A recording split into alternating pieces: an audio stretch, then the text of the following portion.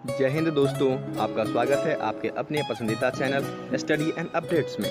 जय हिंद दोस्तों, मैं राजकमल आप सभी का स्वागत करता हूं स्टडी एंड अपडेट्स में। और आज के इस वीडियो में हम लोग एसएससी जीडी के लिए प्रीवियस ईयर पेपर करने वाले हैं, जो कि जीके से है। हिंदी के प्रीवियस ईयर पेपर आपको बहुत सारे कराए गए हैं, अब साथ में आपको जीके के भी प्रीवियस ईयर पेपर आपको देखने को मिलेंगे। ठीक है, आज से पहले 10 सेट अपलोड किए गए हैं, जो कि 2011 से लेकर 2018 तक का है। ठीक है, अब 2022 के पेपर आपको अपलोड किए जा रहे हैं और वो सारे पेपर आपको इसी चैनल पे देखने को मिलेंगे। ठीक है, और ये जो पेपर है वह आपको हुआ है एसएससी जीडी 2022 में, जिसका एग्जामिनेशन 10 जनवरी 2023 को प्रथम पाली में हुआ था। ठीक है, तो इसके आपके पार्ट बी, जो कि general knowledge and general awareness के नाम से आता है, सामान्य ज्ञान और सामान्य जागरूकता के नाम से, तो इसके प्रश्न को करेंगे। इसमें आपको 20 प्रश्न दिए गए हैं, 20 के 20 प्रश्न मैं बताऊंगा और एक प्रश्न आपसे पूछूंगा, जिसका उत्तर आपको कमेंट बॉक्स में कमेंट करना है। तो चलिए शुरू करते हैं। आपका पहला प्रश्न ये रहा, इसमें दिया गया है which of the following is Thanksgiving festival of Maharashtra where bullocks are honored as they are considered essential for farming।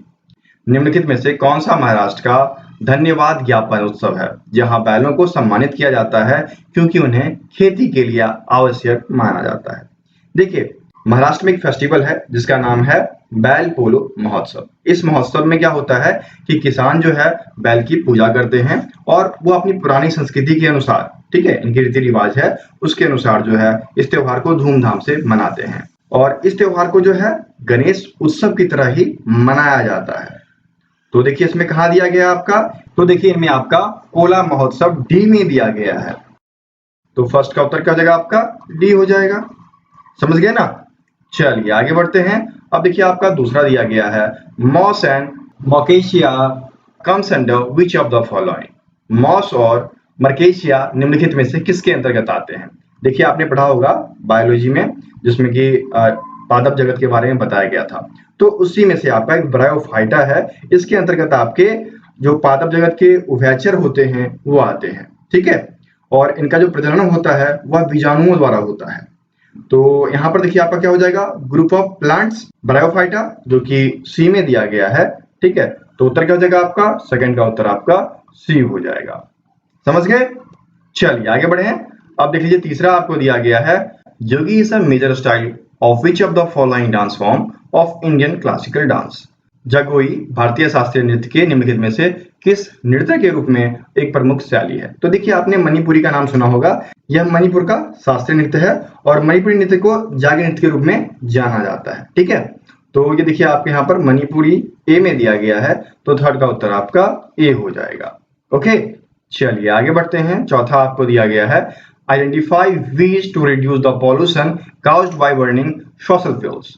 जीवाश्म ईंधनों के जलने से होने वाले प्रदूषण को कम करने के तरीके की पहचान करनी है। तो देखिए इसमें क्या होता है कि जो दहन की प्रक्रिया होती है उसकी दक्षता में वृद्धि करते हैं, तो जीवाश्म ईंधन के जलने से प्रदूषण कम हो सकता है। ठीक है, तो ये हुई आपके by increasing the efficiency of combustion process, ये सी में दिया गया है। दहन प्रक्रिया की दक्षता में वृद्धि करके हम प्रदूषण से बचाव कर सकते हैं। ओके, तो फोर्थ का उत्तर आपका सी हो जाएगा। चलिए आगे बढ़ते हैं। अब देखिए आपका पांचवा दिया गया है, which of the following was one of the major objective of the 7th 5-year plan. निम्नलिखित में से 7वीं पंचवर्षीय योजना के मुख्य उद्देश्य क्या थे। तो 7वीं पंचवर्षीय योजना जो था वह 1985 से लेकर कब से 1985 से लेकर 1919 के बीच में आया था। ठीक है, और इसके अंतर्गत ये था उद्देश्य कि सामाजिक न्याय हो। सामाजिक न्याय के मामले में जैसे कि आपका आर्थिक उत्पादन हो, खाद्य उत्पादन हो, ठीक है, रोजगार सुदृढ़ हो जाए, इसके लिए यह पंचवर्षीय योजना लाया गया था। तो देखिए इसमें कहा दिया गया है, इसमें देखिए increasing the production of food grains, ठीक है, खाद्यान्नों के उत्पादन में वृद्धि। तो उत्तर क्या हो जाएगा आपका, 5 का उत्तर बी हो जाएगा। देखिए प्रत्येक एग्जाम में एक पंचवर्षीय योजना पूछता ही पूछता है, तो आप इसको पढ़ जाना। ओके, चलिए आगे बढ़ते हैं। Who commissions Indian first inaugurated aircraft carrier INS Vikrant in Kochi in September 2022? किसने सितंबर 2022 में कोच्चि में भारत के पहले स्वदेशी एयरक्राफ्ट INS विक्रांत को प्रमाणित किया या फिर कमीशन में शामिल किया। तो देखिए यह जो कार्य था वह किया गया था आपके नरेंद्र मोदी के द्वारा। कब किया गया था, सितंबर 2022 में। ठीक है, वहां पर पीएम मोदी ने एक सेंटेंस कहा था, उन्होंने कहा था कि केरल के समुद्री तट पर पूरा भारत नए भविष्य के सूर्योदय का साक्षी बन रहा है। ठीक है, आईएनएस विक्रांत के आने से खुशियों के लहर फैल गए। तो उत्तर क्या हो जाएगा इसमें? उत्तर आपका बी हो जाएगा, पीएम मोदी।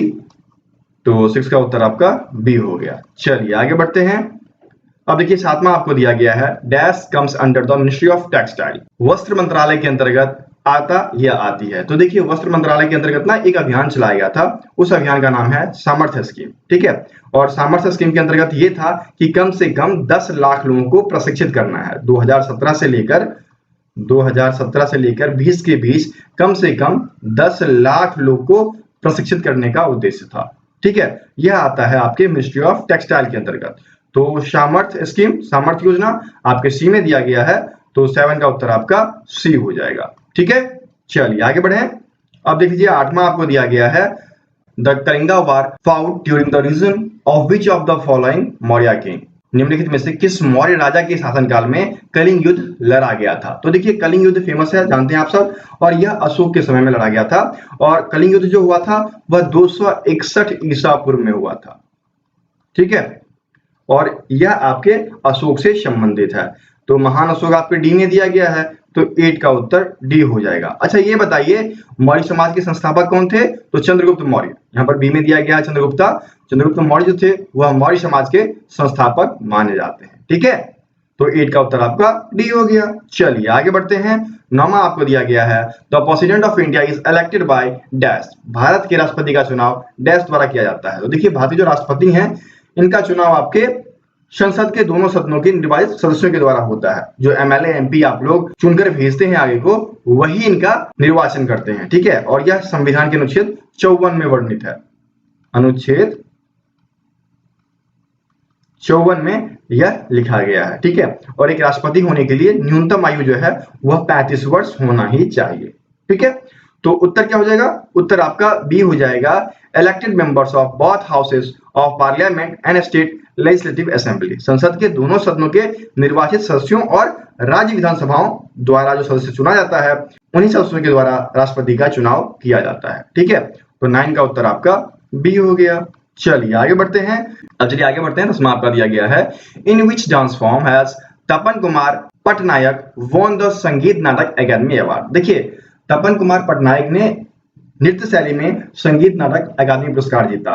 तो यह जीता गया उनके द्वारा छाऊ के लिए। ठीक है, और ये जो पुरस्कार है वह वर्ष 2022 में उनको दिया गया था। और क्यों दिया गया था? तो इसलिए दिया गया कि जब कोरोना आया था तो उन्होंने लोगों की मदद के लिए बहुत सारे प्रयत्न किए थे।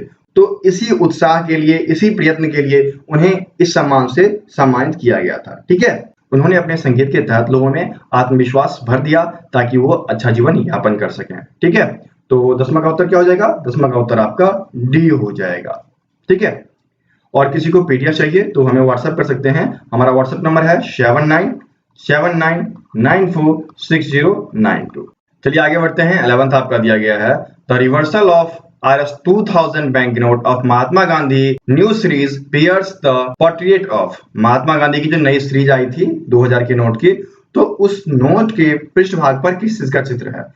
तो देखिए इस पे मंगलयान का चित्र है। ठीक है, और अब क्या है कि आरबीआई ने एक न्यू गाइडलाइन दिया है। इसके मुताबिक सितंबर तक सभी 2000 के नोट वापस ले लिए जाएंगे। ठीक है, तो उत्तर क्या हो जाएगा? उत्तर आपका हो जाएगा 11 का बी, मंगलयान। आप ये भी पढ़ लेना कि किस नोट के पीछे कौन कौन सा चित्र है। एक प्रश्न आपका यहां से भी आता है प्रत्येक एग्जाम में। ओके, चलिए आगे बढ़े। 12वां आपको दिया गया है, the original article of the Indian constitution had dash article. भारतीय संविधान के मूल लेख में डैश अनुच्छेद थे। देखिए भारतीय संविधान जब बनकर तैयार हुआ था तो उसमें आपके 395 अनुच्छेद, ठीक है, 22 भाग थे और 8 आपके अनुसूचियां थी। तो यहां पर आपसे आर्टिकल पूछा गया है तो 395 जो कि ए में दिया गया है। तो 12 का उत्तर क्या हो जाएगा? ए हो जाएगा। सही है ना आप? चलिए आगे बढ़े।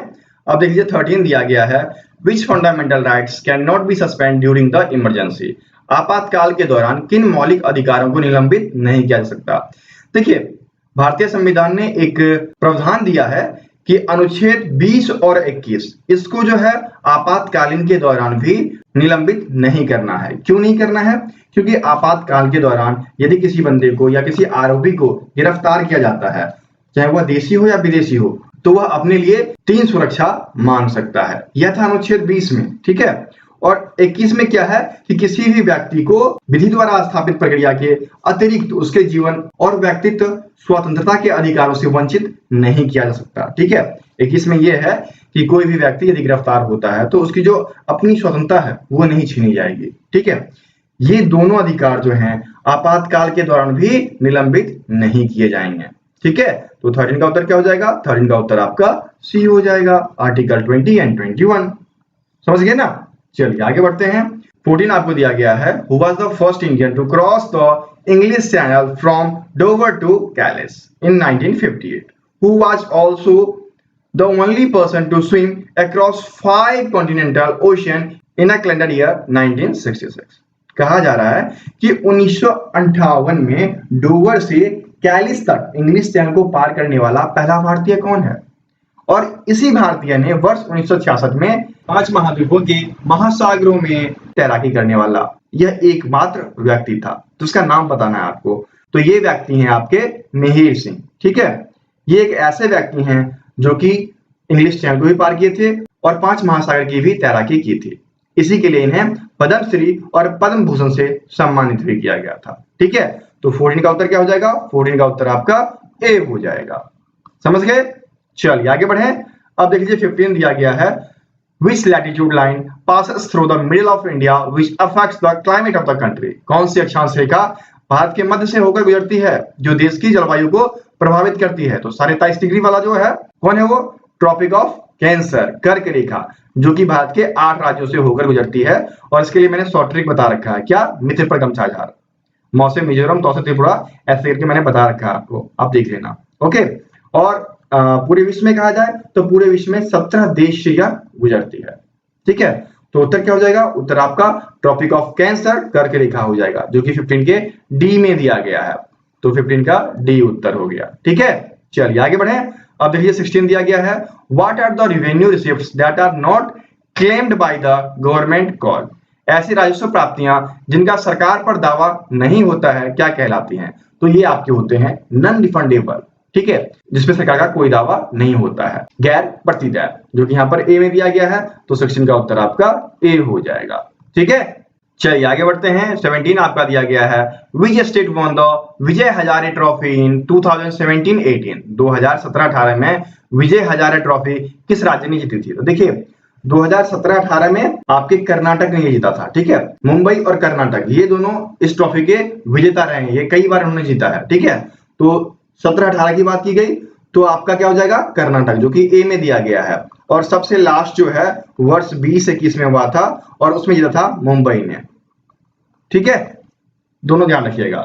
तो 17 का उत्तर ए हो गया। चलिए आगे बढ़े। अब देख लीजिए 18 दिया गया है, in August 2022 who was appointed as the state brand ambassador of the Uttarakhand government. अगस्त 2022 में उत्तराखंड सरकार ने राज्य ब्रांड एम्बेसडर के रूप में किसे नियुक्त किया? तो देखिए उस समय कौन थे? मुख्यमंत्री पुष्कर सिंह थे। तो पुष्कर सिंह धामी ने 11 अगस्त 2022 को क्रिकेटर ऋषभ पंत को राज्य का ब्रांड एम्बेसडर घोषित किया था। तो यहाँ पर देखिए ऋषभ पंत आपके सी में दिया गया है ना। तो उत्तर क्या हो जाएगा? 18 का उत्तर आपका सी हो जाएगा, ओके। आगे ना मजा। चलिए आगे बढ़े। अब देखिए 19 दिया गया है, in which state is arabica coffee grown in India. Bharat में अरेबिका कॉफी कौन से राज्य में उगाई जाती है? तो अरेबिका कॉफी जो है वह दक्षिणी भारत में उगाई जाती है और यह आपके आंध्र प्रदेश, कर्नाटक, केरल, तमिलनाडु इन्हीं में होता है। तो यहाँ पर आपके कर्नाटक दिया गया है, ठीक है। तो उत्तर क्या हो जाएगा आपका? 19 का उत्तर डी हो जाएगा, ठीक है। चलिए आगे बढ़ते हैं। 20 दिया गया है, when was the first complete census done in India. Bharat में पहली संपूर्ण जनगणना कब की गई थी? देखिए जनगणना की बातचीत की जाए ना तो यह आपके 1872 में हुई थी पहली बार, लेकिन लिखित में जो है 1881 में आई, ठीक है, 1881 में आई। और स्वतंत्रता के बाद भारत में 1951 1951 स्वतंत्रता के बाद पहला हुआ था सेंसस। उससे पहले 1881 में हुआ था लिखित में, ठीक है। तो उत्तर आपका क्या हो जाएगा? 20 का उत्तर आपका डी हो जाएगा। ठीक है, ये सभी प्रश्न आपके प्रीवियस ईयर में आए हुए हैं और जो भी एग्जाम ऑनलाइन है उनमें ऐसे ही प्रश्न पूछे जा रहे हैं, तो आप लोग पूर्ण तैयारी कर लीजिए। तो दोस्तों मैंने 20 के 20 प्रश्न आपको बताए, ठीक है। अब बारी है मेरी, मैं आपसे जो है एक प्रश्न पूछूंगा, उसका उत्तर आप लोग कमेंट बॉक्स में कमेंट करेंगे। और वह प्रश्न ये रहा। प्रश्न क्या दिया गया है? इस वाक्य में रिक्त स्थान पर रेखांकित शब्द का उपयुक्त विलोम शब्द कौन सा होगा, ये आपको बताना है। भारत में कहीं अतिवृष्टि से बाढ़ आती है तो कहीं पर डैश से सूखा पड़ता है। 4 ऑप्शन आपको दिए गए हैं, इन 4 ऑप्शन में से एक ऑप्शन करेक्ट है, जो कि आपको सिलेक्ट करना है और कमेंट बॉक्स में कमेंट करना है, ठीक है। और यदि आपको किसी भी प्रकार का पीडीएफ चाहिए तो हमें कांटेक्ट कर लें। हमारा व्हाट्सएप नंबर है 7979946092, ठीक है। 151 रुपीज का पैकेज है। इस पैकेज के अंतर्गत आपको 2011 से लेकर 2022 तक के सभी प्रीवियस ईयर पेपर दिए जाएंगे। साथ में कुछ प्रैक्टिस सेट्स हैं, चैप्टर वाइज हैं, वो भी आपको दे दिए जाएंगे, ठीक है। फिर मिलते हैं अगले वीडियो में, तब तक के लिए जय हिंद।